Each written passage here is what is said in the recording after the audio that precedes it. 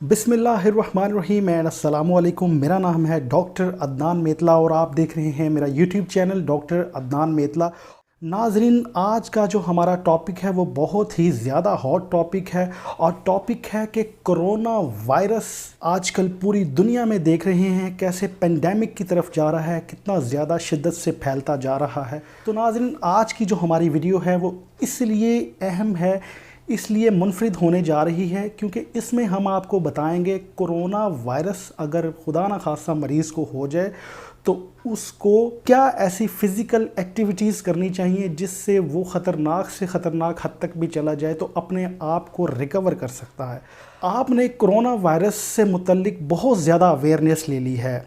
आप फेसबुक खोलेंगे तो कोरोना वायरस से मुतल्लिक काफ़ी वीडियोस आपको मिलेगी, यूट्यूब पे जाएंगे, टीवी चैनल्स पे जाएंगे, हर तरफ बेतहाशा इन्फॉर्मेशन है। लेकिन आज की वीडियो में हम आपको बताएंगे कि कोरोना वायरस अगर मरीज़ को हो जाता है तो वो फिज़िकल एक्टिविटीज़ करके कैसे कोरोना वायरस से बच सकता है, या अगर कोरोना वायरस खुदा ना खास्ता आप पर हमला आवर होने लगा है, क्योंकि आजकल के जो क्राइसिस चल रहे हैं किसी को नहीं पता कि कोरोना वायरस का अटैक उसको होने जा रहा है, क्योंकि ये वायरस ऐसी चीज़ है ये किसी वक्त भी किसी शख्स को हो सकता है।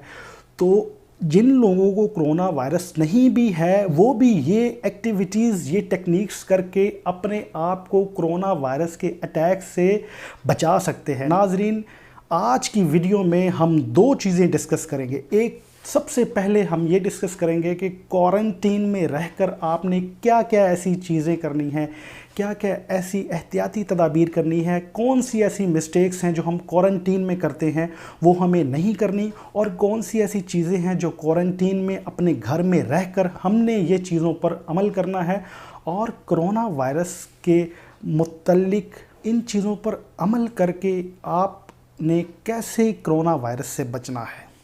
नाजरीन, सबसे पहले तो हम बात करेंगे कि क्वारंटीन में हम लोग कैसे रहते हैं। आजकल सबसे बड़ा मसला बन चुका है क्वारंटीन, घर में रहना। घर में रहने की वजह से हम पर एक बहुत बड़ा स्ट्रेस क्रिएट हो चुका है, टेंशन क्रिएट हो चुकी है। टेंशन होती है तो आपका इम्यूनिटी, आपका दिफाई निज़ाम जो है वो ऑटोमेटिकली कमज़ोर होना शुरू हो जाता है, वो पीछे की जानिब आपको ले जाता है। और जब आपका इम्यूनिटी लेवल ही कमज़ोर हो जाता है तो सोचें आप पर कितनी बीमारियां जो हैं, अगर बाहर से कोई भी बीमारी आपको लगती है तो सोचें जब आपका इम्यूनिटी लेवल ही कमज़ोर हो गया है तो डेफिनेटली आप सोचें आप पर कितना असर होगा। हम इसमें डिस्कस करेंगे कि इम्यूनिटी लेवल को मजबूत करने के लिए कौन कौन सी चीज़ों पर अमल करना है, और अगर आपका इम्यूनिटी लेवल वीक हो जाए तो उससे कैसे बचा जा सकता है। वो चीज़ें जो हमारे इम्यूनिटी लेवल को वीक करती हैं उसमें ब्लड प्रेशर, जब हमारा ब्लड प्रेशर हाई होता है तो हमारी ऑटोमेटिकली हमारी टेंशन क्रिएट हो जाती है।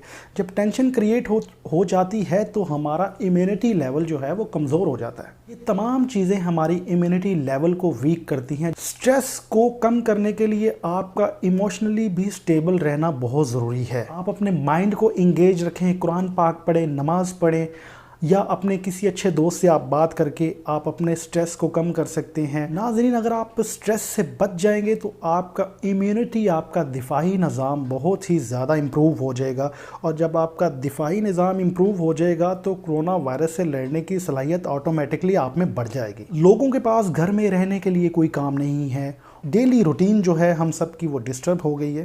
रात को जागना, दिन को सोना इंतहाई ख़तरनाक है आपके लिए, और इससे आपका डेली रूटीन का साइकिल वो डिस्टर्ब हो जाता है। और जब आपका प्रॉपर लाइफस्टाइल ही डिस्टर्ब हो जाता है तो आपकी बॉडी का जो साइकिल है वो पॉजिटिवली काम नहीं करता, तो आपकी बॉडी का डिस्ट्रक्टिव वर्क जो है वो बढ़ जाता है। इससे आपकी बॉडी अंदर से तोड़ फोड़ करना शुरू कर देती है। तो इसलिए आपकी रात की जो रूटीन है सोने की वो कम से कम 8 से 10 घंटे होनी चाहिए। और इसके साथ आपने मीठे वाली जो चीज़ें हैं जिसमें बहुत ज़्यादा मीठा होता है वो चीज़ों से आपने परहेज़ करना है, जैसे कोल्ड ड्रिंक्स हैं, जंक फूड्स हैं। और आपने कौन कौन सी चीज़ें इस्तेमाल करनी है उसमें विटामिन सी से रिलेटेड लेमन जूस आप पी सकते हैं। फ्रूट्स जितने भी ख़ास तौर पर जिन फ्रूट्स में जूस होता है, पानी वाले फ्रूट्स आप वो ले सकते हैं। हरी सब्जियों का इस्तेमाल आप ज़्यादा कर सकते हैं, प्रोटीन का भी इस्तेमाल आप ज़्यादा कर सकते हैं।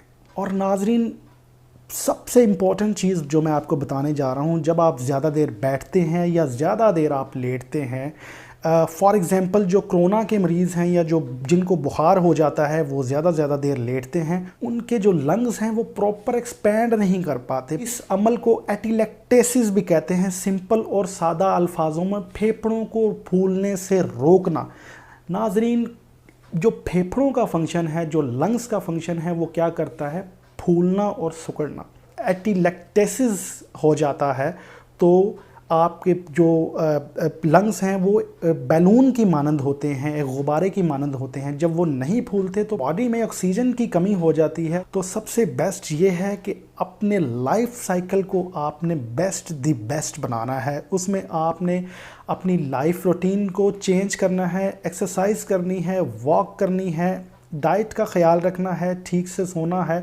और नाज़रीन, इसके साथ साथ जब आप एक ही पोजीशन में मुसलसल बैठे रहते हैं या एक साइड पे आप ज़्यादा प्रेशर डालकर बैठते हैं तो नाज़रीन आपने अपनी पूरी बॉडी की स्ट्रेचिंग करनी है। लाइक ये देखें, आपने पूरी स्ट्रेचिंग करनी है। हर लिम्ब को पकड़ के आपने स्ट्रेच करना है। जितना आप स्ट्रेच करेंगे आपके मसल्स की कैपेसिटी इतनी इम्प्रूव होगी और साथ ही साथ आपकी ब्लड सर्कुलेशन भी इम्प्रूव होगी। मुसलसल बैठे नहीं रहना। मुसलसल बैठे रहने से एक साइड का हिस्सा आपका वीक हो जाता है और दूसरी साइड का हिस्सा आपका टाइट हो जाता है।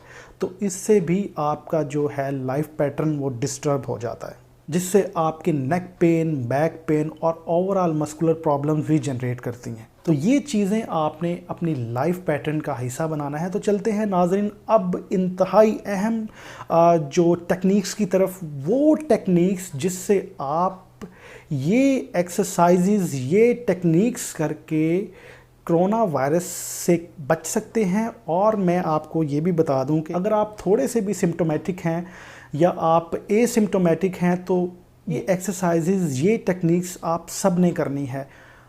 आने वाले कोरोना के पेंडेमिक से बचने के लिए ये ब्रीदिंग टेक्निक्स, ये एक्सरसाइजेज़ सब के लिए इंतहाई ज़रूरी हैं, क्योंकि इस वायरस की वैक्सीन अभी तक इजाद नहीं हुई और कोई पता नहीं है कि इस वायरस की वैक्सीन कब आती है। हमने पहले से ही अपने आप को प्रिपेयर करना है और हमने अपने लंग्स को, अपने पेट के इंटरनल ऑर्गन्स हैं और मैं जो आपको एक्सरसाइजेस बताऊंगा, यकीन करें उससे आप हार्ट अटैक, ब्लड प्रेशर और डायबिटिक पेशेंट हैं, अगर आप COPD, chronic obstructive pulmonary disease के पेशेंट हैं, निमोनिया है, या आप ओवरऑल किसी भी बीमारी के ऑलरेडी शिकार हैं, तो ये एक्सरसाइजेज आपको उन चीज़ों में भी हेल्प करेंगी। सबसे पहली जो टेक्निक है उसको कहते हैं deep breathing technique. Deep breathing technique में हमने ब्रीथ को इन करना है और फिर आउट करना है। सिंपल और सादा लफ्ज़ों में पहले सांस को अंदर लेकर जाना है, फिर बाहर छोड़ना है। मैं आपको एक डेमोस्ट्रेशन भी देता हूँ।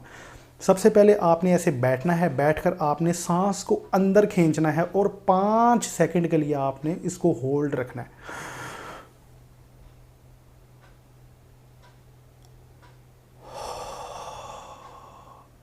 ये आपने मुसलसल 10 दफ़ा करना है।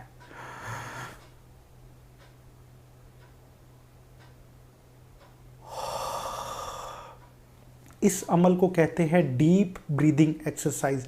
ये आप अमल, और हाँ, इसमें एक ख़ास चीज़, आपने 5 दफ़ा मुसलसल ये एक्सरसाइज करनी है और जब 5वीं दफ़ा आपने ये एक्सरसाइज को जब ब्रीथ आउट करना है तो आपने ज़ोर से कफ करना है, खांसना है। जितना ज़ोर से आप खांसेंगे उतना ज़्यादा अच्छा असर आपके लंग्स पर पड़ेगा। मैं आपको डेमोस्ट्रेशन भी देता हूँ।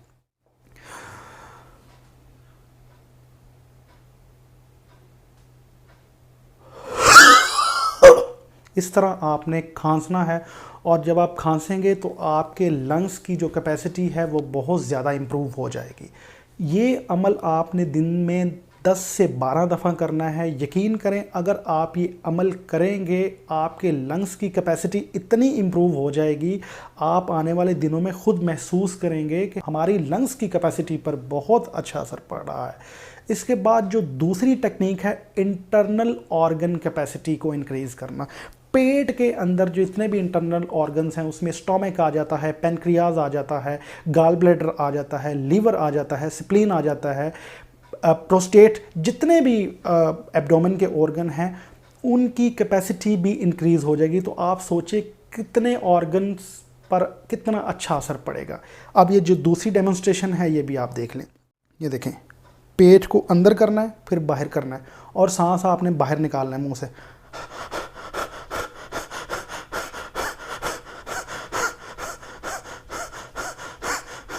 ये आपने मुसलसल 10 से 12 दफ़ा अमल जारी रखना है और इसमें आपने एक दफ़ा भी रुकावट नहीं करनी। लाइक आपने रुकना नहीं है बीच में। अगर आपने अमल ये एक्सरसाइज का शुरू कर दिया है तो ये नहीं 2-3 दफ़ा करके आप रुक गए, जैसे रुक गए, रुकना नहीं, 10 से 12 दफ़ा। और इस कॉन्टीन्यूटी को भी आप दिन में 10 से 12 दफ़ा कर सकते हैं और एक सेट आप 2 से 3 दफ़ा कर सकते हैं। अब इन एक्सरसाइजेस से, इन ब्रीदिंग टेक्निक्स से आपका जो स्ट्रेस है वो बहुत ज़्यादा कम हो जाएगा। स्ट्रेस को जो हार्मोन प्रोड्यूस करता है उसको एड्रेनालिन, प्रोलैक्टिन, कॉर्टिसोल, जितने भी हार्मोन्स हैं इन सब को ये टेक्निक्स बैलेंस करती हैं। इसके बाद जो थर्ड टेक्निक है, मुंह से सांस लेना और नाक से छोड़ना, ये भी मैं आपको डेमोन्स्ट्रेशन देता हूं।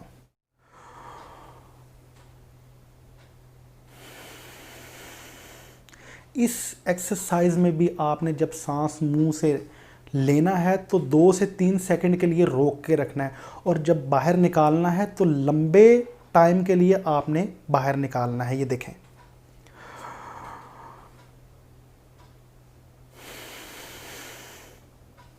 ये भी एक्सरसाइज बहुत ही ज़्यादा मुफीद है कोरोना पेशेंट के लिए। इसके बाद चौथी एक्सरसाइज जो है स्ट्रॉ ब्रीदिंग उसको कहते हैं। सबसे पहले आपने स्ट्रॉ लेना है, स्ट्रॉ आपने मुंह में डालना है और मुंह में डालकर स्ट्रॉ में हवा भरनी है आपने 2 से 3 सेकंड के लिए मुसलसल।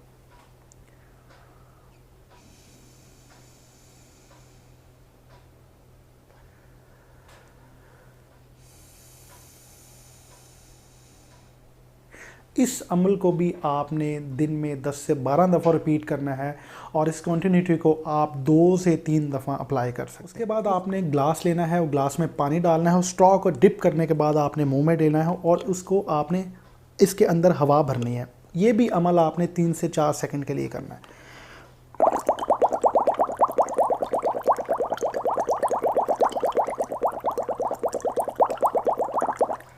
छोड़ देना है और फिर करना है।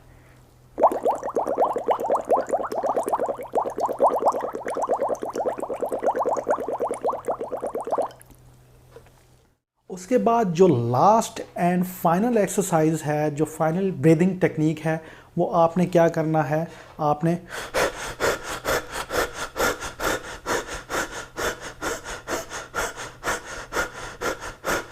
मुसलसल आपने इस कॉन्टीन्यूटी को बरकरार रखना है। सांस अंदर लेना है फिर बाहर निकालना है, अंदर लेना है बाहर निकालना है। तो नाजरीन, ये थी हमारी ब्रीदिंग एक्सरसाइजेस टेक्निक्स। ये आपने आज से ही और अभी से ही इन ब्रीदिंग टेक्निक्स पर अमल करना है और अपने प्यारों को गाइड भी करें। इस वीडियो को जितना हो सकता है शेयर करें और सदका जारिया समझकर शेयर करें। मैंने आपके लिए अपनी पूरी एफ़र्ट लगाकर आपके लिए ये वीडियो बनाई है ताकि हमारे दोस्त और हमारे जितने भी पैरामेडिकल स्टाफ, हमारे डॉक्टर्स जो हैं और जितने भी ऐसे लोग जो कोरोना का शिकार हो गए हैं या इस पेंडेमिक से खुदा ना खास आने वाले दिनों में जो लोग शिकार होंगे, उनके लिए ये एक्सरसाइजेस बेहद मुफीद हैं। तो इसी के साथ अपने मेज़बान डॉक्टर अदनान को इजाज़त दीजिएगा और अपना फ़ीडबैक लाजमी शेयर कीजिएगा हमारे साथ। अल्लाह हाफ़िज़।